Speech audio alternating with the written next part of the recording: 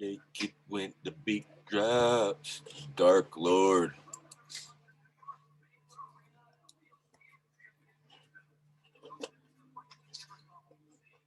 Dark Lord. Can you hear me now? Yeah. Okay. Let me start. There we go. You're in your practice spot? Tight, man. Cool, man. Yeah. Gallery. There we go. Actually, yeah. Dope. So you're good to go? I'm good to go. Does it sound okay? Do you you don't need headphones or anything? Do you think you can hear me okay? That's all good. It's a pretty quiet acoustic space. So Okay, cool. I'm gonna go turn the TV off real quick and then we'll start, man. You got it? All right. Thanks. Can you make me one of those cranberry ones? Sorry. Thanks. All right. Okay. Make sure I got my questions here too, man.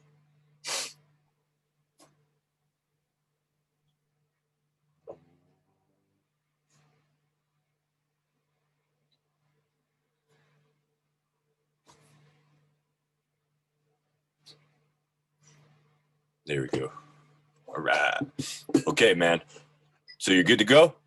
Okay, I'm gonna just do my my little intro dance and then we'll just start, man. I got it recording us right now, so I'll be able to edit this little beginning part off tomorrow before I air it, and then I'll premiere it at 8 p.m. tomorrow. Sweet. Okay. All right. Ladies and gentlemen, this is the 79th episode of Concerned Dabs Podcast. I'm your host, Katie M. Kane. My guest tonight, ladies and gentlemen, we have a doctor in the house, Dr. Daniel Emmett. He is a musician. He is a medical cannabis cultivator, and he is a doctor of, is it psychology? Psychology, yes. Oh, yeah. So, yeah, he's the man, ladies and gentlemen. I had the privilege of renting a room from this fellow for a couple of months back in 2015. Got to learn some things from him and become friends, man. And he's really continued on his career path since then. Yeah. And I must commend him for it. It's really dope to see homies doing more than just weed stuff with their time on earth. You know what I mean? And you're making the most of it, Daniel. And I think that's dope, bro. Thank you. Yeah. So I guess I got these cookie cutter questions. I emailed to you. We don't have to stick to those. If you don't want to talk about one thing, or you want to talk about something more than the other, that's fine. I guess can you talk a little bit about your career path to becoming a doctor, dude? Like, because when I don't think you were a doctor. I don't think you were a doctor when I lived with you, bro. I think you were in school still, I think. Yeah, I was still taking just core courses for the PhD, doing some practicum stuff at the hospital up there in Beaverton. It's been a very long path. Yeah, dude. Yeah, lots of school, bro. That's, like, man, lots. Well, I'm one of those rare people who, when they're 15, 16, thought, I'm going to be a psychiatrist. And that's stuck with it for a good 20 years, until it happened. But instead of a psychiatrist, I became a psychologist because I recognized, I actually want to be a psychologist. I don't want to just throw medication at people. So that's dope. So is I guess is that the difference then between psychiatry and psychology? Is psychiatry is more medication based and stuff, and psychology is more talk about it, figure out psychology why? Is more clinical based. Yeah, exactly. So psychiatry aids psychology in providing medication when needed to help the brain be receptive to behavioral and cognitive change Okay. through a psychologist. Yeah. Dope. Yeah. And psychology, more research. So like I said, when I was 15, 16, I started having lucid dreams and astral projection, experiencing that kind of stuff, and which got me into Freud and Jung and Nietzsche, and just really focused on that. And there wasn't a lot of research out at that time. Actually, research was just coming out validating that people can lucid dream. It's like the earliest research on that, empirical research, around 93 to 96. So up until then, the Western world didn't believe lucid dreaming was a thing. And can you define that term too for our listeners? Lucid. What's the difference between a regular dream and a lucid dream? A lucid dream, you're conscious, completely conscious. You can manipulate, and it's just almost just like being awake, except obviously you're in your subconscious and shit's just changing. So Word. But and you're awake in your subconscious, and you kind of have like control over what happens in it, right? It's like that's like you're not just watching it and seeing it. It's like, nah, man, I can go through this door, or I can go down this street or something. And like that's what one thing I read said that it was, that's the difference. Is usually it's like watching a picture with your regular dreams, and with a lucid it's like, nah, you get to interact, bro, and it's it's way deeper and cooler. So that's tight, man. So so I always found interesting about that. Oh no, go ahead, bro, keep going, man. When you lucid dream, if you try to do things that are against your core beliefs, or you believe is possible in the real world, a lot of times it'll kick you out.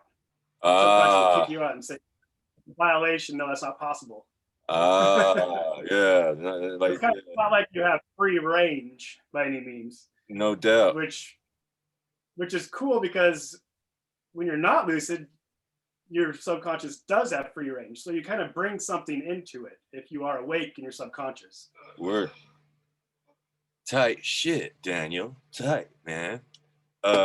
So that's what got me started. Well, that's cool, bro. That's cool. I didn't know it was that deep, man. Like I dig. This interview is tight already, man. I can share it with so many more folks now. I didn't know how it was gonna go. I was like, nah, this shit's tight right here, bro. Yeah, dude. So that was in high school. So like, where did you grew up in Oregon on the coast, right? Yeah, in Coos Bay, Oregon. Okay, and then so did you what was the path after high school, dude? So I mean, that gave you the inspiration to try and do research and figure out stuff. But I mean, you've done all kinds of stuff, bro. You got a game. Like you built like an amphitheater at your house, and you could grow some fire ass weed, run some oil with the air compressor and shit. Like I was like, this guy's got game, man. I was paying attention, bro. I was paying attention. You know what I mean? Yeah. I'm still working on theory from adolescence. Still working on a book, working on researching lucid dreaming to cure anxiety disorders and depressive disorders. But after high school, I went into college at 16. I didn't have the discipline, so I was barely getting by, like 2.7. Went to Job Corps, got a degree in forestry. Ended up getting some discipline through Job Corps. Went back to, actually I got a scholarship through Job Corps because I accelerated through that. Working for the Forest Service with a scholarship to Mount Hood Community College. And that's where I kind of got direction. I thought I was going to be an anthropologist and research lucid dreaming that way. And then I took some psych courses. Psych courses. Like see what other cultures say about it too? Exactly, yeah. Fuck, that'd be a sick book too, man. Yeah. Mm-hmm. Kind of like Carlos Castaneda. Yeah. Okay. Yeah. Okay. And My bad. Sorry for so interrupting, then I Daniel. found some side courses at the end of my associate. Oh, no problem. Okay. Okay. Yeah, man. My bad. The connection's not that great. I'm way out in the woods, so. Okay. So there might be a little bit of delay on the audio. Yeah. Okay. Okay. My bad. And so discovered psych and realized, okay, this is where I want to go, because psych is the social science that is the most scientific. It's the most respected. So if I want to be published for these kind of taboo topics, Yeah. I have to have that. And so that's what got me started focused directly on psych. Took a break after that. A friend of mine had a psychotic episode that lasted a while. He came out of it, he told me that I was like the only person that he felt comfortable talking to. And so that kind of solidified it. Okay, clinical psychology. Yeah. And from there is Eastern Oregon to Palo Alto University for my master's, over to Walden University out of St. Paul, Minnesota for my PhD. And that's where we met each other when I was working on that up in Portland, do my dissertation and coursework. And, yeah. Okay, cool, man. Yeah, can I talk about that a little bit, man? Like how I met you? Okay, Yeah, so yeah. ladies and gentlemen, I was managing this place called the Farm Shop. Daniel's old lady at the time brought in some of his nugs, and it was fire. You know what I mean? And then she ended up working there too, but the owner sold it to fucking Nectar. I'm not a Nectar hater, but they fucking bought the place I used to fucking work at. So fuck those guys. But anyway, I ended up getting a job down the street at Human Collective, and then Daniel's old lady shows up with some of his nugs at Human Collective. I'm like, girl, what's up, man? And then at that time, I think you guys were like moving, and it was like you guys had an extra room or something, and I was like, man, dude, yeah, I'll rent it, man. That's cool. And it all worked out, dude. And it was it didn't last that long. I think the neighbors smelled the garage or something. I can't remember what it was. We were up there on Bull Mountain, so it didn't last long, but it was cool for the couple of months that I was there, man. And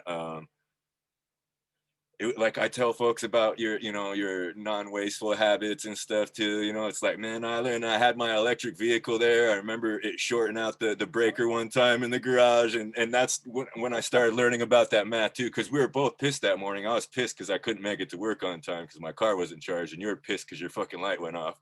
You know what I mean? So it was like, fuck. I was like, God damn it. And you're like, God damn it. And we figured it out. I was like, okay, I'm sorry, bro. My bad. And it was just good times. But one other story I wanted to share was, dude, you really helped me. It was like a Tuesday night, man. And I was in like 4 different spots. I had, like 2 cards in Tigard, one in Portland, one in Cascade Locks, and then I had one in Hermiston, I think. So my grow op was real spread out, and I didn't have a lot of money to cover all that area. So I blew all my shit on soil amendments and everything that weekend, you know what I mean? And it was like a Tuesday, and I was hungry as shit that day, man. It was like 6 at night. All I had was like a couple donuts that day. And it's like, you had just taken down your crop, you know what I mean? And I was just coming downstairs to grab some water or something, and you're like, hey, man, you still got some of those cookie sheets or what? Can we trim on them? And I was like, yeah, bro, I'll go grab them right now. And I was like, you can just use them. And you were like, well, can I buy them from you? I was like, yeah, but you could just use them, bro. And you were just like, I want to keep them so I can have these on deck, so I don't have to ask you for them next time. And I was just like, all right. And you gave me like $20 or something. I'm like, yeah.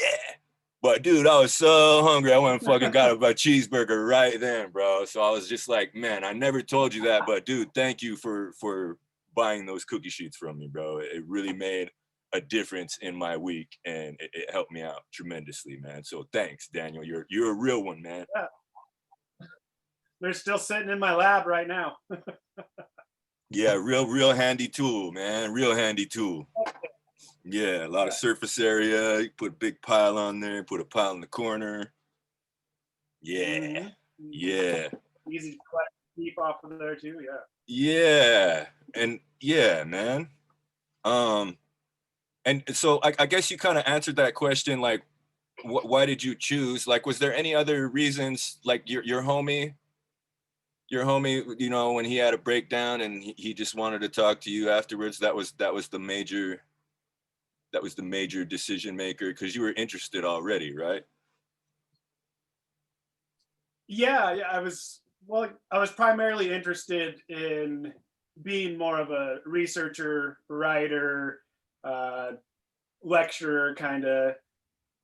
I didn't know that I had a knack for clinical until that incident made me reflect back to all the way back to middle school and remembering I get nightly phone calls from peers, you know, girls with guy troubles, guys with girl troubles, Yeah. home life stuff. Just people would call me to talk, Yeah. and I recognize, okay, people can talk to me. I Yeah. listen. I hear what you're Yeah. saying. Yeah, You're a I'm cool interested. cat. Dr. I'm not. Daniel.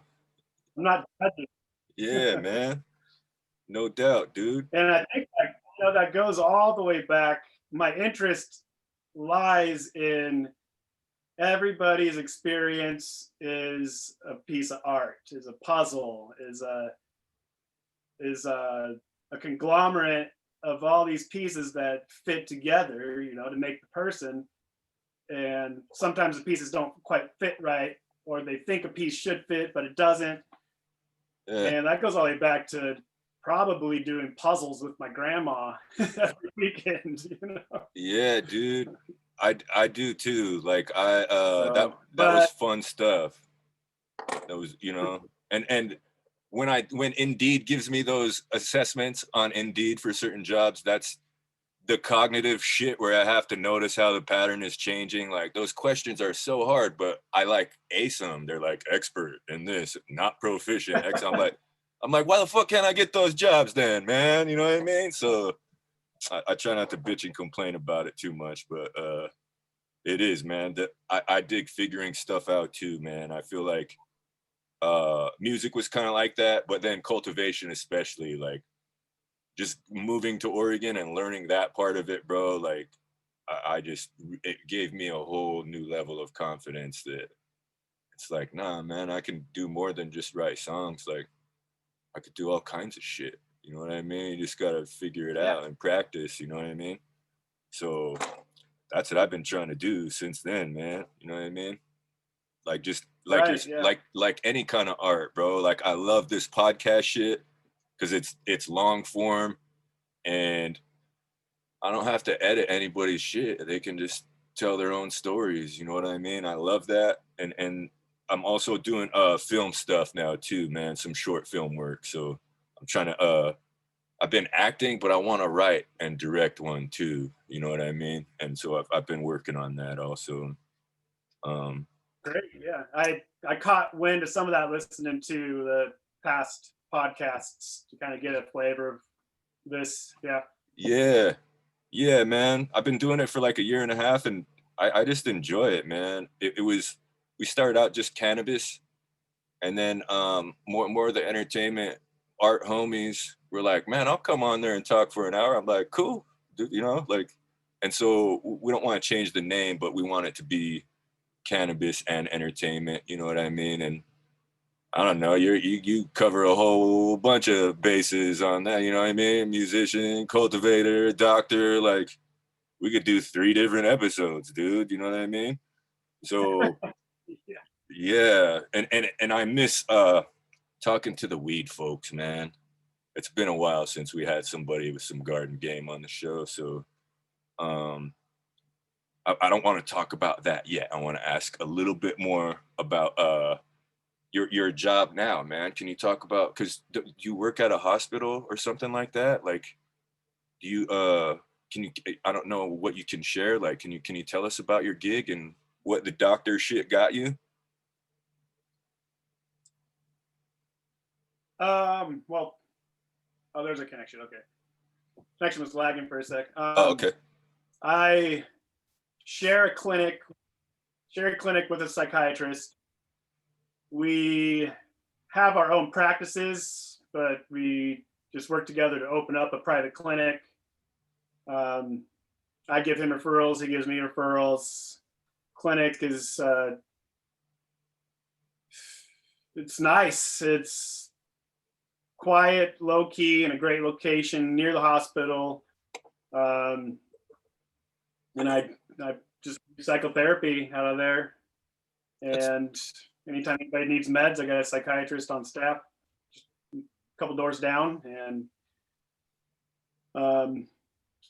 just got in contact with the county mental health to possibly start putting together a music therapy group, which is pretty Awesome. cool. Yeah. I had my buddy Deacon Jones. He was on the show in like March, but healing through hip hop. That's his program that he's trying to get going out here in Spokane. He's had great results with it before, but he's trying to do his own like his own thing where it's because I guess what he would do, he'd have the kids, you know, while they're in treatment, come and spend a day with him at the studio, pick out some production, write a song, record it, and then he just, it is, dude, therapeutic as fuck. And for kids with substance abuse, addiction issues and stuff, dude, it just really helps a lot. It helps turn around their issues and helps them express themselves. And it's just positive, dude. You know what I mean? It's cool that you're working on something similar too, man. Because I just you could hit somebody in, because you know a lot of cognitive processing therapies has to do with writing things down, looking at your own thoughts, building metacognitive awareness, so you could actually see the things that are holding you back.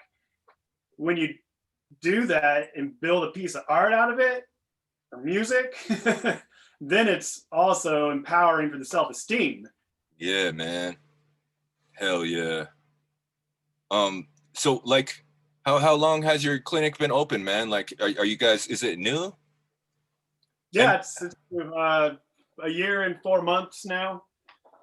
Tight. And previously, the last 4 years, I was a district therapist for the schools around here. Okay. The whole county. Okay, maybe that's the job I was thinking of. You know what I mean? Because I remember you posted something, I think, similar, on your when I was up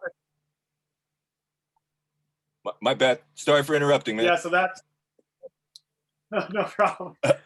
So yeah, when I moved out of Beaverton, that's the position I stepped into, because I've been working in Beaverton with adults and seeing people come back to the hospital over and over again.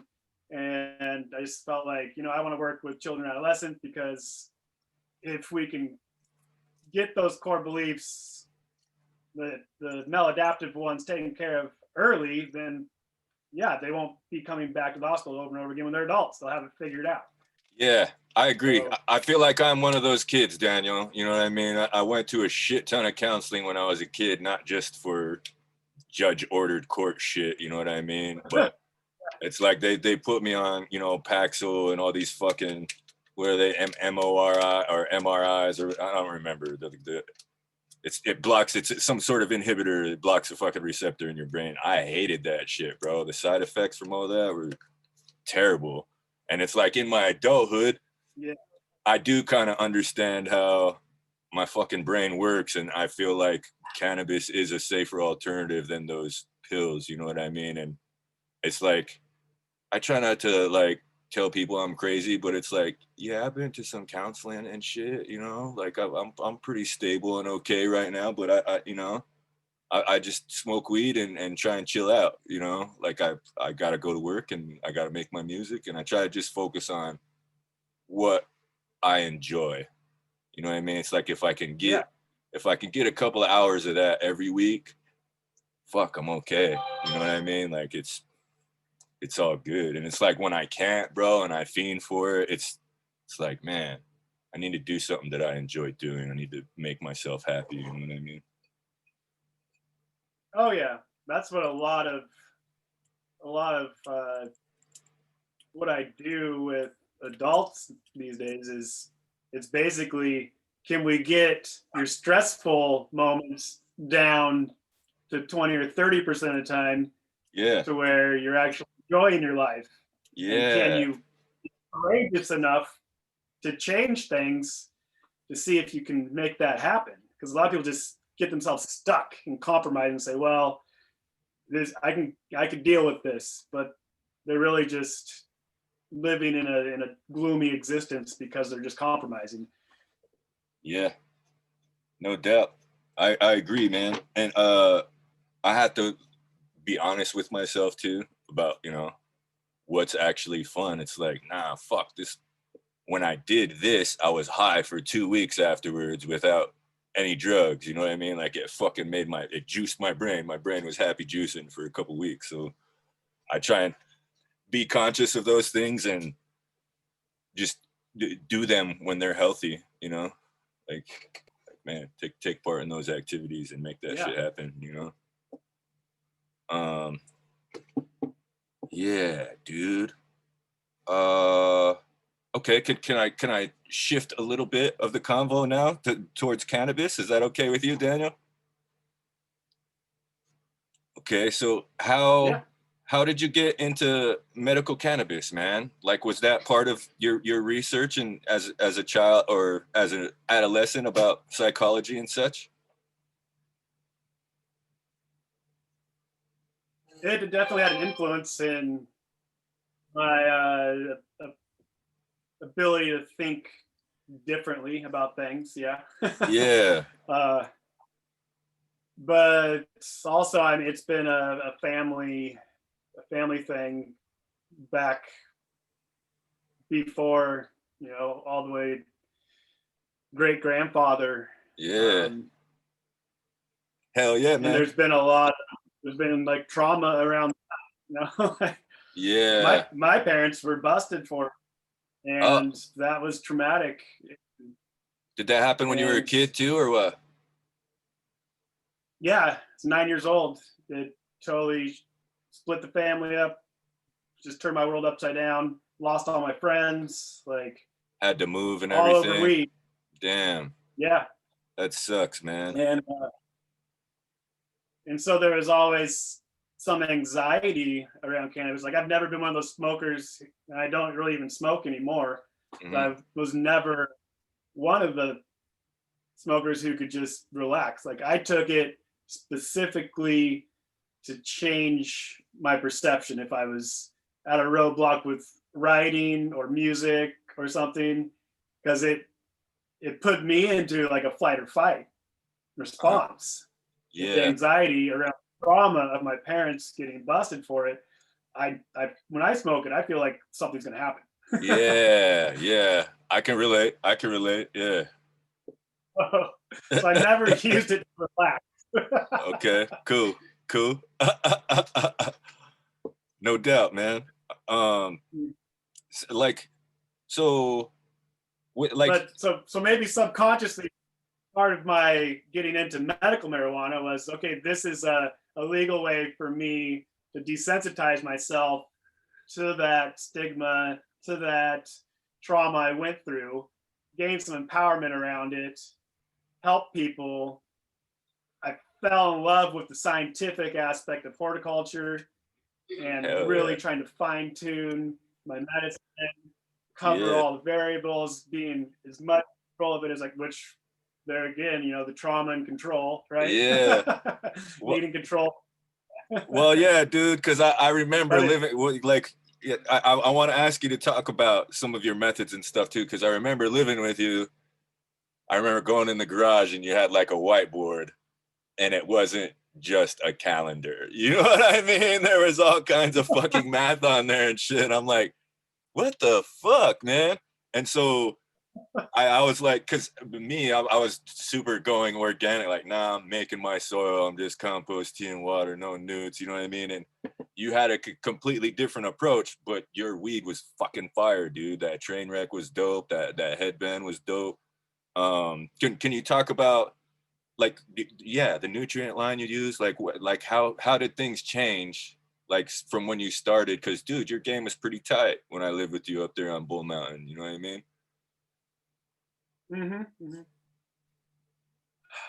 I was lucky enough when I started to be on well water that was very high quality, clean well water on the Dope. Oregon coast. I mean, it goes back to you know, your plants are taking up the water constantly, and if you're on city water, you've got chemicals in it. So I was lucky enough to have that leeway or that extra help, right? Of having It does. pristine water. It fucking does To be able help, to dude. research, Yeah. to be able to research, grow pretty good cannabis starting out. And then through that research, you know, going through 10 or 15 different nutrient lines and testing them against one another and narrowing it down to eventually using Dutch Master for up until they went commercial 4 years ago. Okay.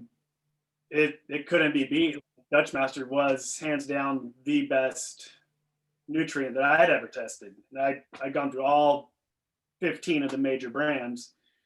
And then if you know how to basically talk to your plants through the water with what you're doing, with the pH and your parts per million and your salts and the temperature and anything else that could be in the water, algae or minerals or chemicals from the city or whatnot, that's a good 60% Yeah. of what I mean.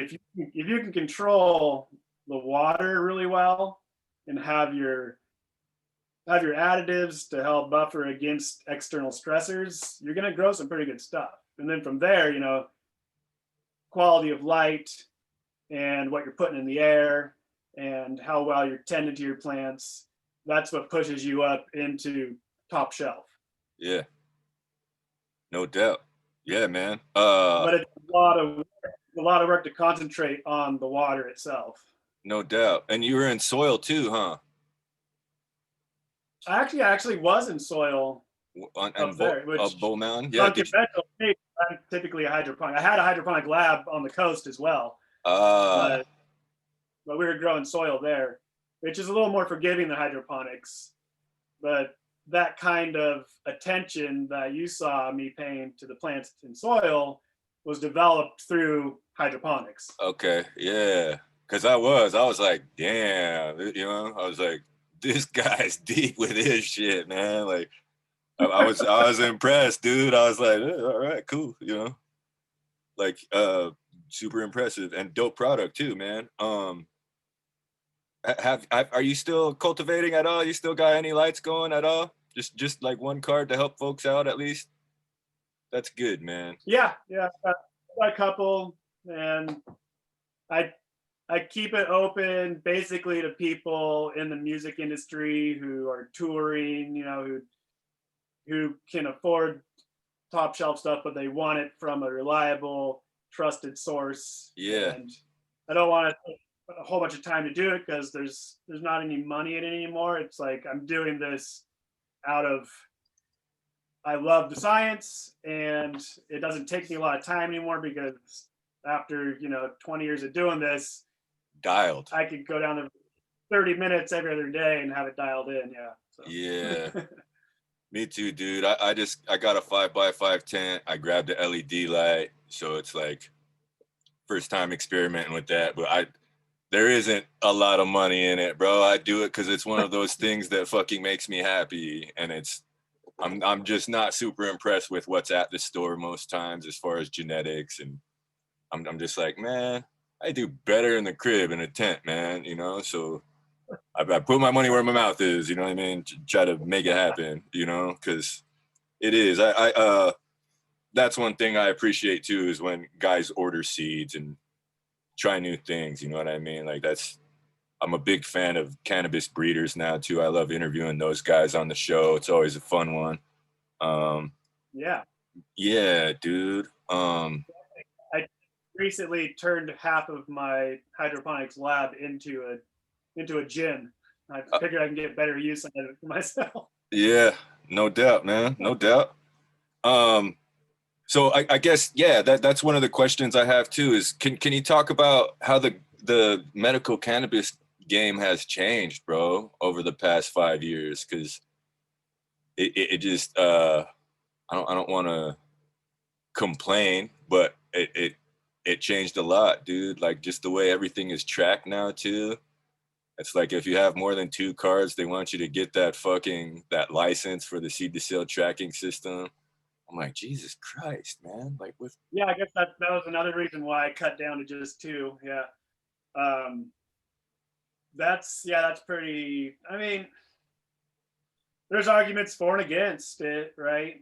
yeah, And unfortunately, trying to make it legal, trying to make it accessible, trying to take the stigma away from it and help everybody recognize, this is a very safe, healthy alternative to many pharmaceuticals. It's a adjunctive treatment for therapy, for cognitive behavioral therapy.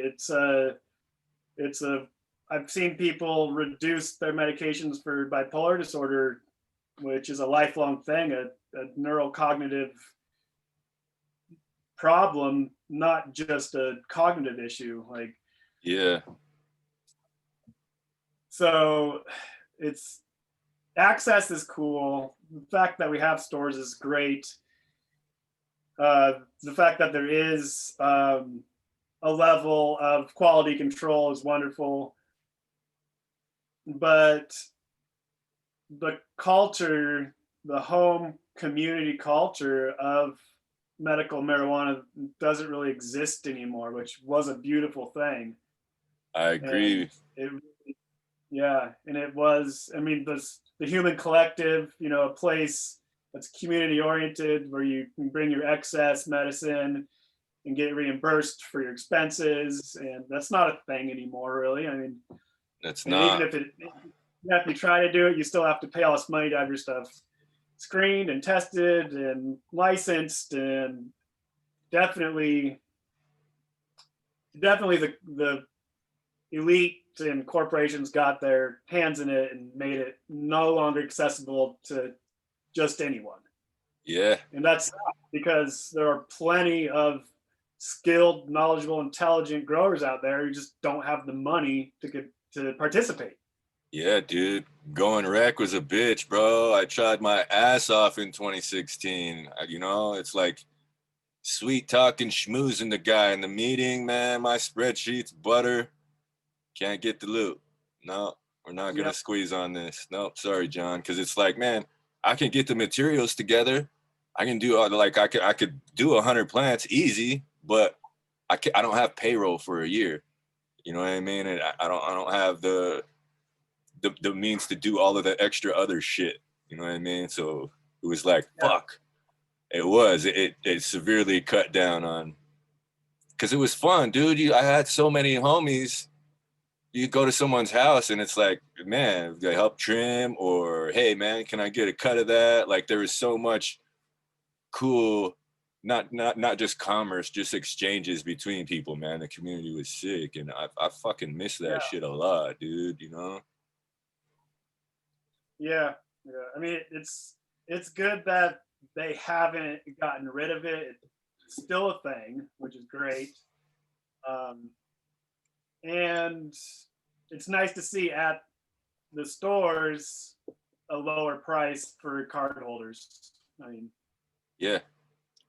But it doesn't really make for what was destroyed. Nah, it doesn't. I agree, man.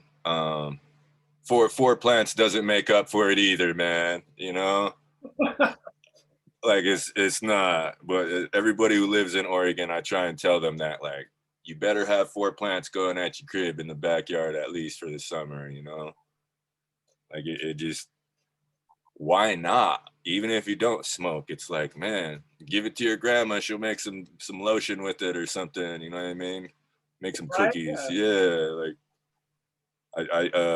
yeah, hopefully that will start to grow, because it's not just about smoking. There's so much you can do with this plant. Yeah, man. I agree. And that's, I think more people should be encouraged and allowed to do that whether they have a fucking rec license or not, man. You know, it's like, I just, it did, man. I just feel like the really talented guys didn't join. You know what I mean? It's like they're like, ah, fuck, I don't want to play that game with all those fucking rich assholes. Yeah, dude, serious, dude. You're not the only one, bro. Like, I don't want to say all the names, but it's a lot of talented homies. Like, fuck that. You know what I mean? And you can't buy their shit at the store anymore, man. There's no, you know, so it bums me out, you know? I get another question I have written down, Daniel, is what's your favorite strain, man? Oh. Favorite strain. I have a love-hate relationship with the Caramelicious. Nope. Very, very difficult to clone. Finicky. If you get it right, it is rock candy. I mean, it's like, it looks like artwork on the vine, like it's blown glass or something. It's so amazing. Yeah. Dope, man. From there, I've always loved Pot of Gold. I remember that, dude. I remember it because I had to look it. I've never heard of that before. It was your lady at the time brought it into the farm shop, and I was like, I looked it up, like, all right, yeah. And then Dynamite. Yeah. Dynamite was another one that you had that I never heard of. Yeah. Dynamite's a great strain. Huge producer. Smells great. Looks great. Pretty good percentage. Trainwreck, of course, has always been a favorite. I just love the smell of Trainwreck, and I like sativas. They're great. Granddaddy Purple. It's a difficult one to grow correctly. A lot of trimming and when you put it into flower, but I like that.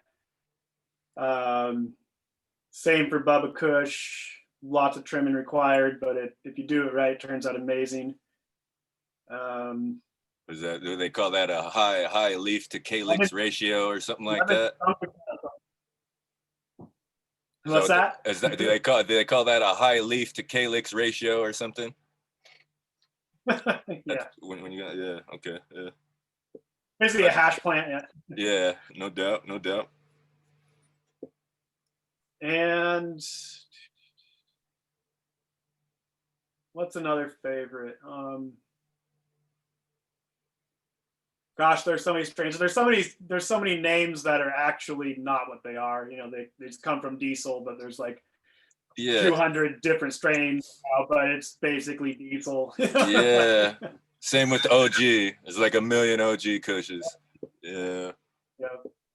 Or like a lot of people don't know that a ton of strains come from this old strain called Super Green Bud from like the early 80s, you know, like. No doubt. No doubt. So before I go down to the next questions, Daniel, I wanted to ask you about the music, dude. Like, you still got everything set up right there, bro? Are you still writing and recording songs? And do you have a band together? Is it still the same fellas you've been working with, or what?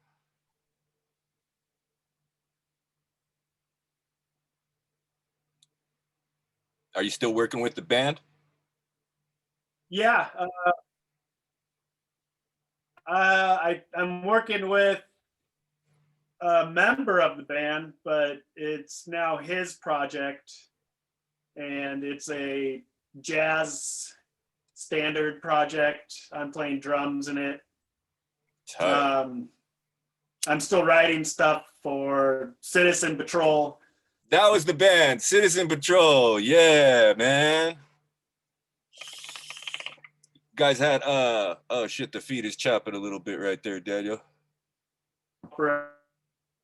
Okay, I could hear you a little bit. Can you hear me?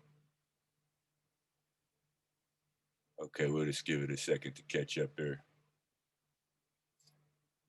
There he is. I can see you now. All right.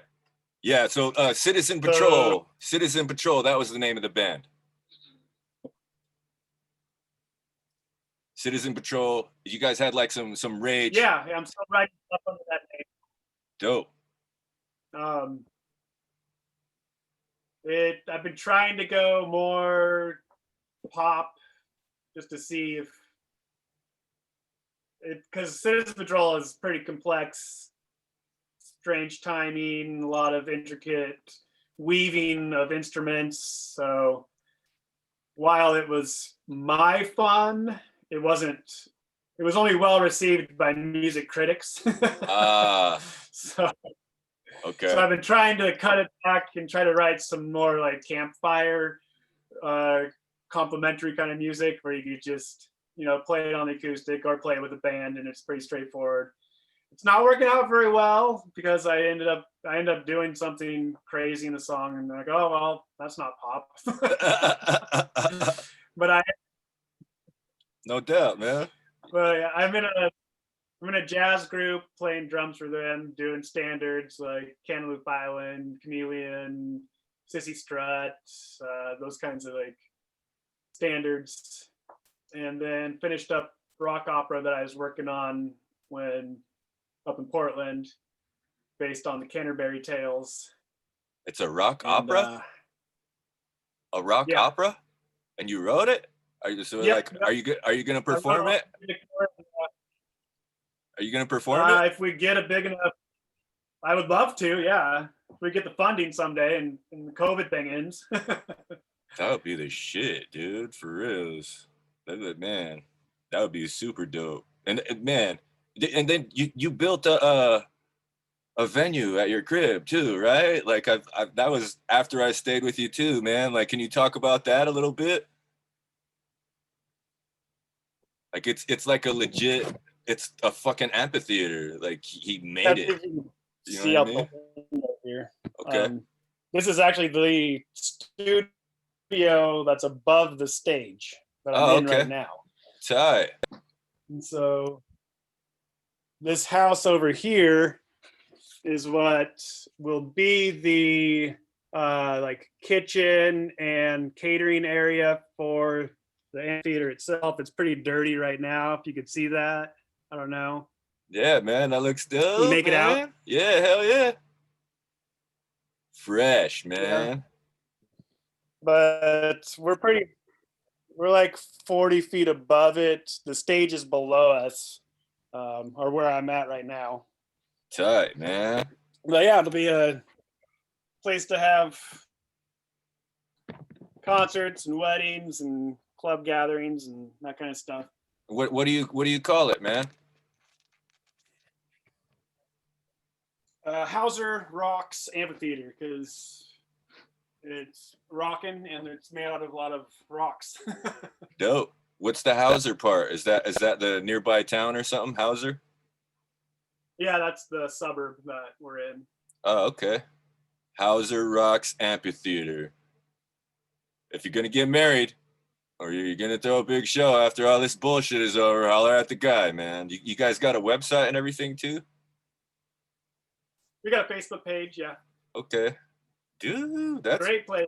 Great place to have a wedding or like a gathering, or we can only do private shows until it's done, because we can't get the business license until it's done. It has to be a cottage industry license, which means once you get that license, you can't make any more improvements. Damn. So you got to be happy with how it looks and shit before you apply for that one. Okay. This is okay. So we still got, you can hang out a little bit past an hour, right? Are you okay? Like, you don't know. Okay, I can still hear you, but your video chopped.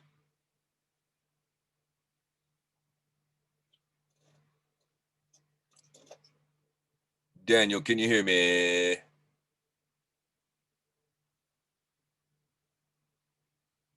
If you can hear me, can you try leaving the call and coming back?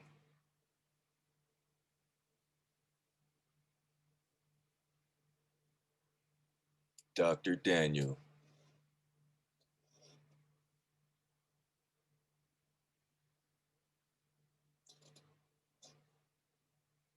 We got a little bit of connection issues here, ladies and gentlemen.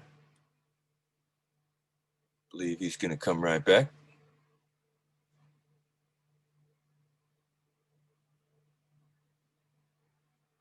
Okay.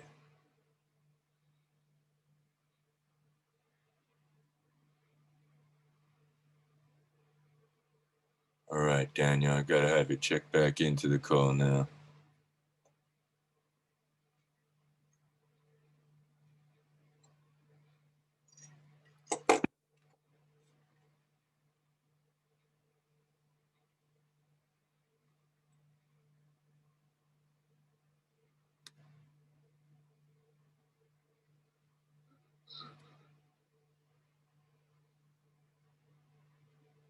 There he is.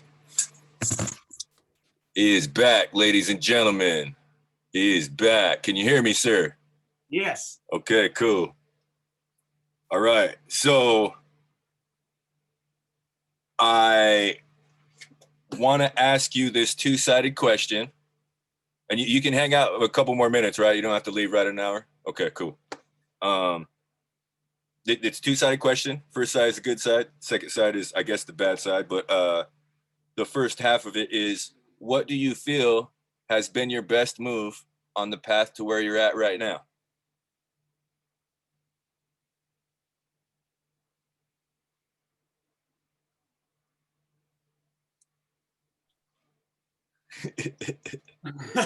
Yeah, take your time, bro. Maybe it's not just one move. Maybe it was like, a certain, a series of events, or like just whatever, bro. Like what were you most proud of? You know what I mean? You've done a lot of shit, dude. So it must be hard to narrow it down, but.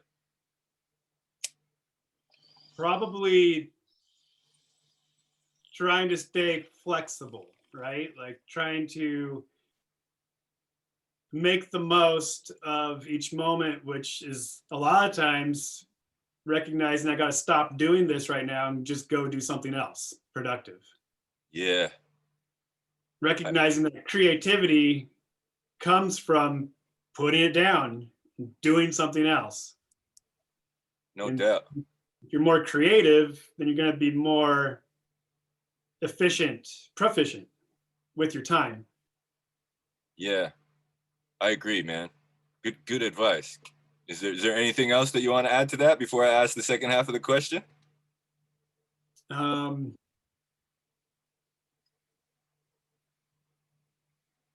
then probably going to Job Corps, yeah.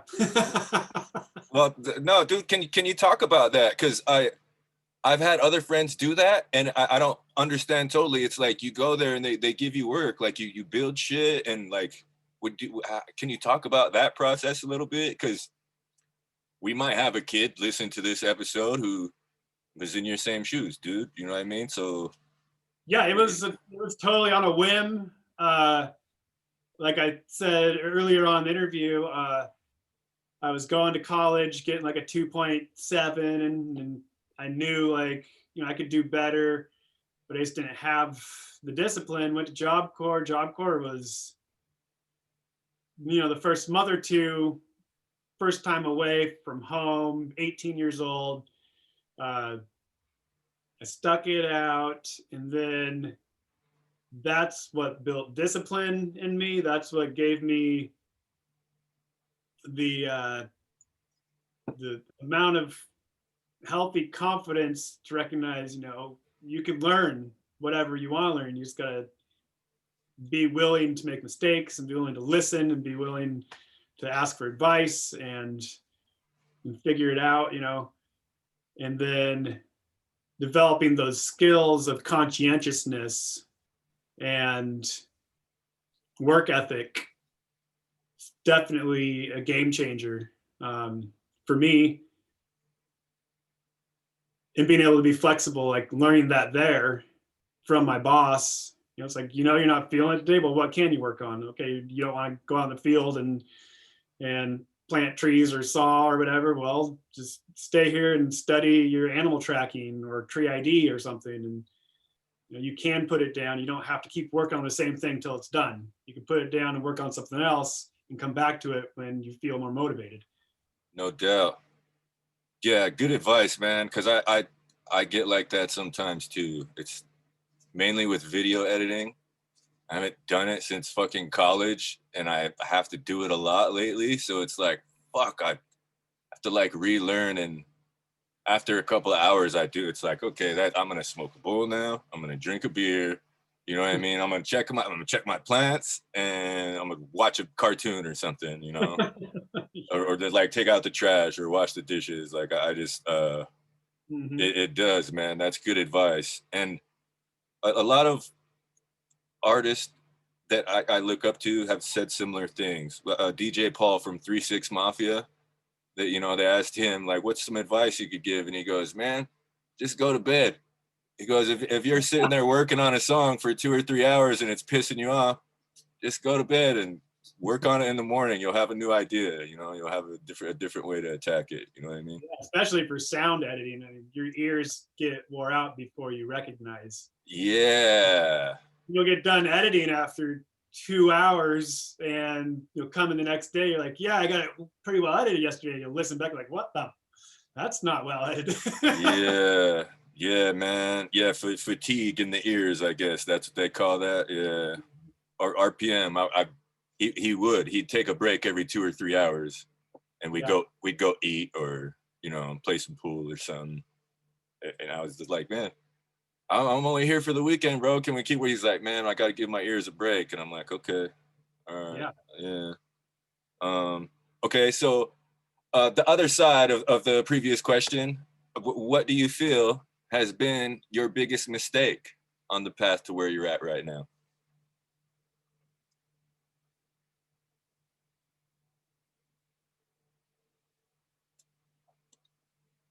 Yeah.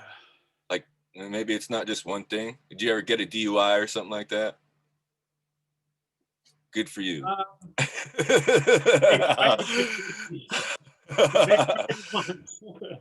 But I wasn't intoxicated, but I did get brought in, even though I wasn't intoxicated, and I had to fight it, and it was dismissed the day of. So, but that wasn't,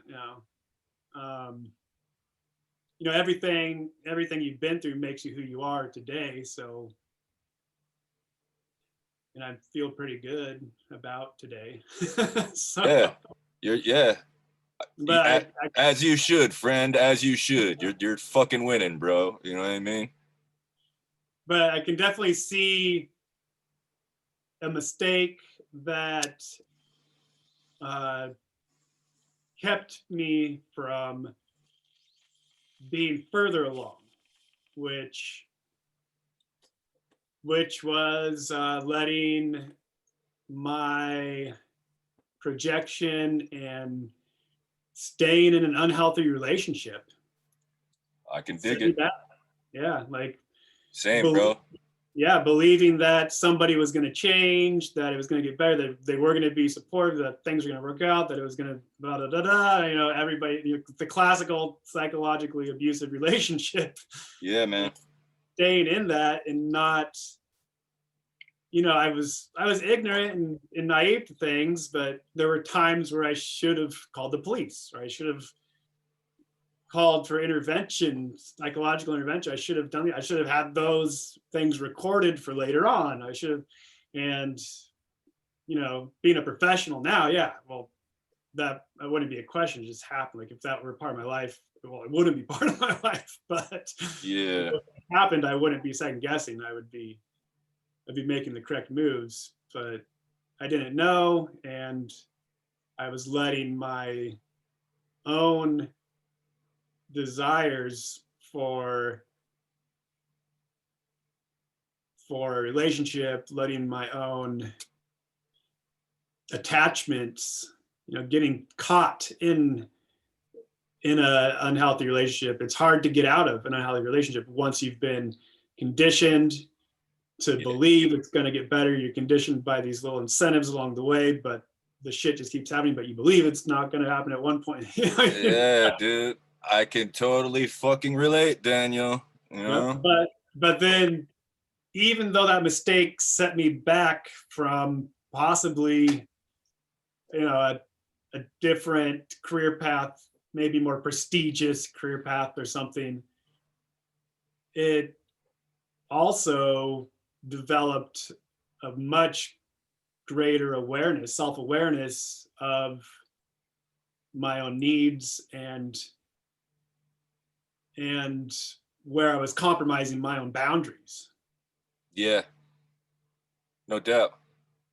Good good answer, bro. You know, like, because it is, man. Like I can totally relate, you know, and I don't want to, we don't want to sit here and bitch and complain about it. You know what I mean? That was then. Everything's all good now, man. But that was the point of the question, you know? Like, it's fun to talk about the wins always, but like you were saying, everything that happens to you makes you who you are, and the losses are relevant also, Daniel, you know? Yeah. Like, they are. So thank you for answering that question, bro. Honestly, too, you know, like, it takes a lot, man. It takes a lot of courage, bro.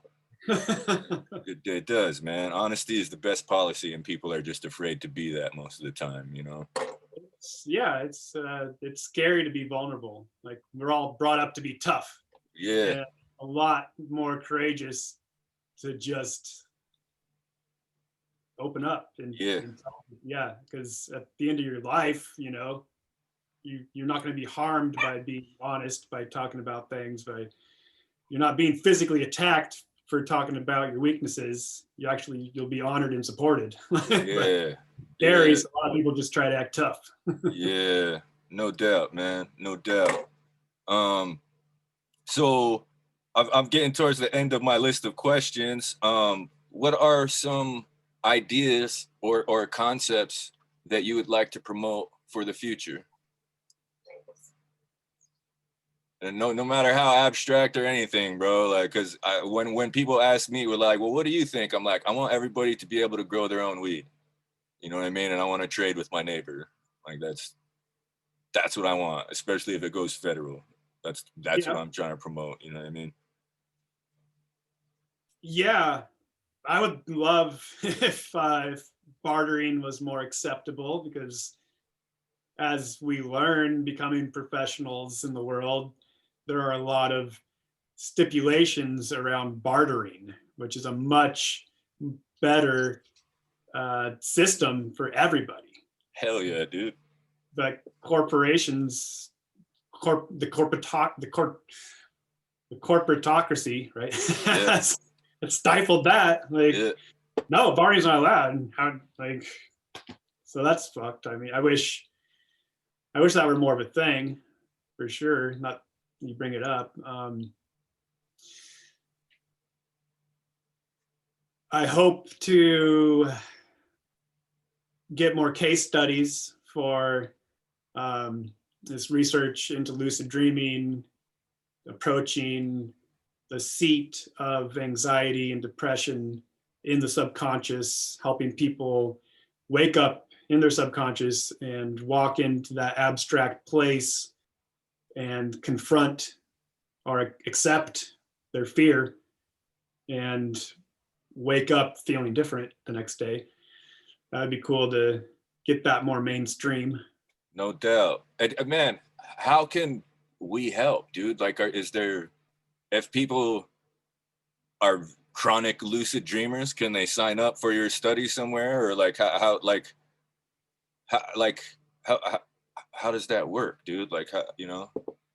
Right now it's on a patient per patient basis, case studies. If somebody shows interest, I help them through proper sleep hygiene to start remembering their dreams, to start becoming lucid in their dreams, and then to eventually get the courage to go there. But it's a pretty scary thing for a lot of people. As part of lucid dreaming, an entryway into that is sleep paralysis, where you wake up first and you know you're awake, but you can't move your body. And that freaks most people out to where they struggle to wake themselves up. And so getting past that vulnerable state in the first place is the major challenge for most people. And then from there, it's a lot of work to then identify what is it in the subconscious, where is this disorder, this maladaptive core belief, this existential crisis, what is it disguised as in your subconscious? And then being able to go there and start investigating until finally you recognize what you have to accept in order to no longer, at the seat of anxiety depression is an existential dilemma. No doubt. Fucking deep shit, Daniel. God damn, man. It's a super dope interview, bro. You know? Shit. Is there anything else that you want to talk about or add, man? Can you drop your social media before we go? Like, it's your interview. I could stay for another 10, 15. It's I haven't really been on social media. I think I just got Facebook and Instagram, and my partner, she pretty much just runs that. okay. That's cool. But Hauser Rocks Amphitheater, there's a Amphitheater, yeah. There's a page on Facebook. What about Citizen Patrol or the Jazz Project? Can people look for that? Citizen Patrol is on Bandcamp. Okay. And it is just Citizen Patrol. There is a Citizens Patrol out of the UK, which is a punk band, so not to be confused with that. And my clinic is kind of active. It's got a Facebook page. It's called A Better Reality.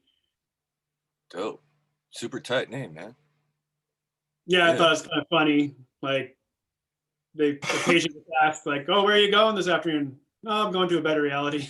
Yeah. Hell yeah. Like, that's dude, yeah. That's super dope name. Yeah.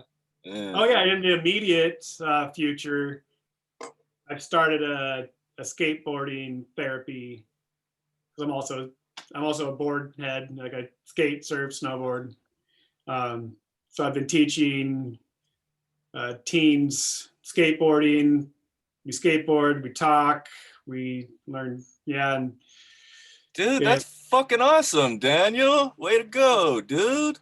and so I'm hoping to get an indoor skate park here locally, which would be the first of its kind here on the Oregon coast. And so that's an immediate change for the future I'm hoping for this area. And then generally, yeah, eventually get into politics and fighting against the fascism that's been on the rise. So yeah, man, I will definitely vote for you. Yeah, dude, hell yeah. I saw the t-shirt, man. I one of my buddies, Crizzle, Craig Green is his name. He's out here in Spokane. He makes buttons, like the campaign buttons. Yeah. And I ordered a bunch with like my album art and my podcast logo, but he threw in a whole bunch of freebies, and there was all kinds of cool Antifa ones, and like it was just all the cool political pins that he sells on his website. I got a couple copies of each, and one of them was that logo right there. So yeah, I was like, oh man, I got a button like that from Crizzle, man. Like, that's tight. Yeah, but also, fuck, I'll vote for you, Daniel. You know, like, serious, locally, state, however, bro. I'll campaign too. I'll share the shit out of that flyer. You know what I mean? Yeah. Senate or Congress, one or the other. Yeah. Yeah, dude. Because I feel like, honestly, that's where it counts, man. That's where you can do the most damage. You're in the room with those same assholes, and they could try to ignore you. Yeah, it's interesting having that perspective now. Growing up in poverty, and in a generation working up the ladder so far with just my family in general. And then, I joined Rotary a couple of years ago, and then it just changes your perspective being in that and that much closer to leaders, right? Yeah. I've always kind of been a leader, but putting together parties and yeah. But it's still it's relevant, bro. It is a skill, Daniel. I did a presentation on implicit bias in Rotary the people who, you know, there are some definitely open-minded people in Rotary, but there are also a lot of bigots. Yeah. But they want to do good, but they think they're doing good, right? Yeah. But their beliefs are skewed. It's kind of like, you know, somebody who grows up in a really abusive family, they believe that that's okay. It's almost psychopathic. You grow up in a hardcore religious or a hardcore conservative or something family where you're pressing your beliefs on somebody, you think you're helping these people, but you're not, you know. So they're good, they want to do good, but their implicit bias gets in the way. So I did this presentation and it shook some of them, which was good. Honesty, bro, you know, for And real. then, yeah, and then getting that close and being in that, recognizing, you know, the Senate, the Congress, government isn't that far away. You're not that far out of it. It just feels so far away, or it has for me growing up. It felt so far away. And that's part of the subliminal tactic to separate, to keep that divide between the oligarch and the average person. Yeah, that's dope, man. There's a woman in Idaho named Paulette Jordan who's running for Senate this year, and she's enrolled Coeur d'Alene. Her little brother is one of my homies from that res from high school, and he's kind of wild, you know what I mean? She was the smart one, but he's still my buddy, and I don't know her like that, but I know who she is, and I know she would do a good job. And like you're talking about, it feels less far away. And I don't stay in Idaho right now, but it's like, nah, if I did, I kicked it on that res a whole bunch of times, man. I know that girl's little brother, like she is kind of connected to us and not so far removed, you know what I mean? So Mm-hmm. I think that helps out a lot. And Idaho, there's like 1 million people. There's like 2 congressmen, 2 state reps, and that's it, I think. Like north and south, pretty much. Like there's the Boise half and the above north half, you know? Yeah. But yeah, dude, I think you're on a dope journey so far, Daniel. You know what I mean? Yeah. Yeah, dude, it's been an awesome interview. I didn't know how it was gonna go. I haven't talked to you in a long time, bro. It's yeah, it's been good to see your face and ask you questions and tell stories, man. Yeah. Yeah. I'm glad you reached out. I'm glad this happened. Yeah. Oh yeah, dude. Hell yeah. Cause I was just drunk typing on Facebook one night, and I seen you chime in on, so I was like, bro, I still love you, bro. Can I get you on the podcast? You know what I mean?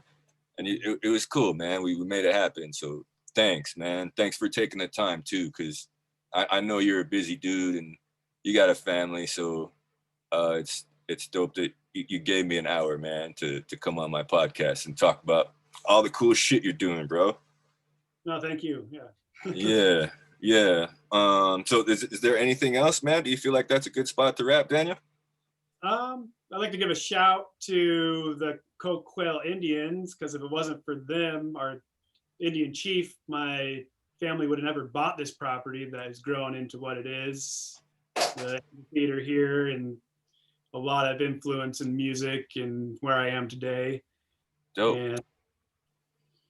And shout out to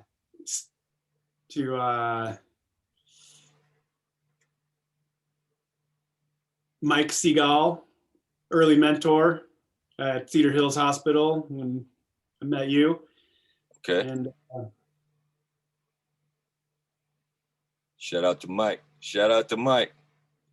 Yeah. Yeah, all the musicians out there trying to make it right now in COVID season. No doubt. Yeah, same, man. Like, fuck, Daniel, I sold my DJ controller because I needed some fucking loot, and I wasn't looking like I'm gonna have a DJ gig for a long time, man. You know what I mean? So I'm like, man, I'll get another one, but I still have my microphone preamp and my mic and my computer. So it's like, Yeah, it's rough. Everybody's just recording. And nobody knows what the future holds, man. Yeah. Yeah. Yeah. Anything else, Daniel? Any more shouts out? Not that I can think of. Okay. All right. Well, with that, I'm going to do my outro dance, friend. This was the 79th episode of Concerned Dabs Podcast. I was your host, Katie M. Kane. My guest tonight, ladies and gentlemen, Dr. Daniel Emmett, the owner of Hauser Rocks Amphitheater, A Better Reality, the owner's CEO of Citizen Patrol. He's a super cool cat, man. It was a super dope interview. I feel blessed to have had this time with you, friend. So thanks for appearing, man. It was a dope. So ladies and gentlemen, please follow the guy online. Yeah, man, follow the guy online, especially at Hauser Rocks Amphitheater. Look them up on Facebook. Try and book a wedding. He can do private parties until he's done building. So hit him up. You can look at the photos online. The shit is legit. Yeah.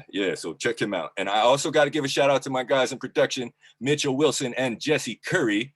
This has been a Main Node and Joseph Street Enterprise production.